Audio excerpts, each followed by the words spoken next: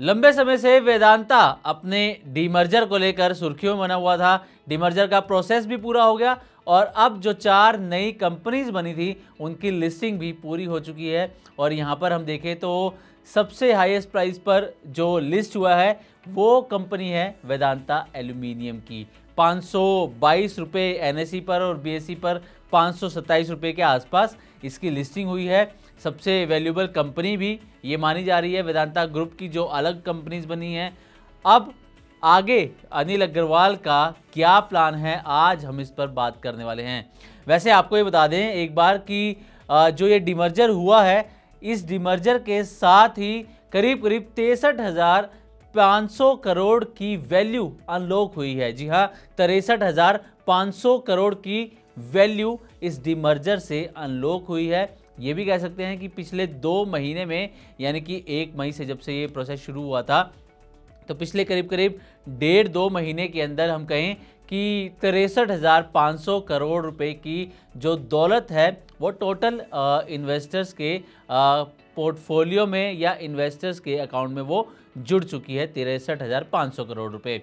जब ये डिमर्जर का प्रोसेस शुरू होना था 29 अप्रैल तक देखें तो जो टोटल वैल्यू थी वेदांता लिमिटेड की वो 3 लाख करोड़ के आसपास थी।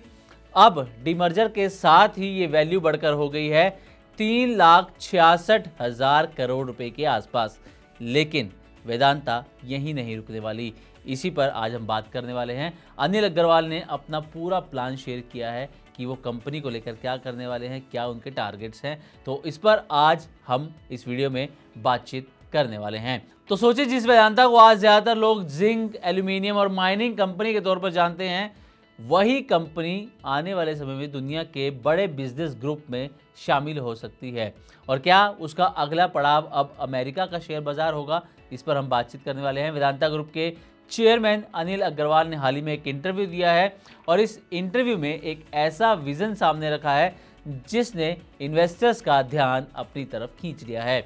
उनका कहना है कि उनका टारगेट वेदांता को करीब 100 अरब डॉलर, यानी कि अगर इसको भारतीय करेंसी में हम देखें तो 9.5 लाख करोड़ के बिजनेस ग्रुप में बदलने का है, जो कि इस वक्त 3,66,000 करोड़ के आसपास का है। यानी कि टारगेट अनिल अग्रवाल बेहद बड़ा लेकर चल रहे हैं। लेकिन सबसे दिलचस्प बात यह है कि इस लक्ष्य को हासिल करने के लिए वेदांता का एक बिल्कुल अलग स्ट्रेटजी अपना रही है। स्ट्रेटजी ऐसे जैसे अभी हमने जिक्र किया वेदांता का डिमर्जर का, वेदांता एक ही छत के नीचे सभी कारोबार चलाने के बजाय उन्हें अलग अलग कंपनीज में बांट चुकी है। जो अलग 4 कंपनीज बनी है, यानी कि वेदांता जो रेजिडुअल बिजनेस है वो तो है ही, अब Vedanta oil and gas, Vedanta aluminium, Vedanta power, Vedanta iron and steel जैसे बिजनेस अब अपने अपने दम पर आगे बढ़ते हुए नजर आएंगे। अनिल अग्रवाल का मानना है कि जब हर कारोबार को अलग पहचान और फोकस मिलेगा तब उसकी असली वैल्यू सामने आएगी और ग्रोथ की रफ्तार भी तेज होगी, जो कि लिस्टिंग के दिन ये पता भी चला है। अब यहीं से आती है दूसरी बड़ी खबर। अनिल अग्रवाल ने यह संकेत दिया है कि वेदांता रिसोर्सेज की दोबारा लिस्टिंग की संभावना है और इसके लिए अमेरिका सबसे संभावित बाजार हो सकता है। यानी कि वेदांता रिसोर्सेज की अमेरिकी बाजार के अंदर, यूएस मार्केट के अंदर लिस्टिंग की संभावना है। वेदांता ग्रुप यूएस में वेदांता रिसोर्सेज की लिस्टिंग कर सकता है और अगर ऐसा होता है तो वेदांता को दुनिया के सबसे बड़े कैपिटल मार्केट से निवेश जुटाने का मौका मिलेगा। इससे ग्लोबल इन्वेस्टर्स की पहुंच बढ़ेगी और कंपनी के एक्सपेंशन की जो प्लानिंग्स हैं उन्हें नई ताकत भी मिल सकती है। हालांकि ये अभी सिर्फ एक संभावना है और कंपनी ने कोई आधिकारिक समय सीमा नहीं बताई है, लेकिन इतना साफ है कि वेदांता अब सिर्फ एक भारतीय मेटल कंपनी बनकर नहीं, बल्कि उसका लक्ष्य खुद को एक ग्लोबल बिजनेस पावर हाउस के रूप में स्थापित करना है।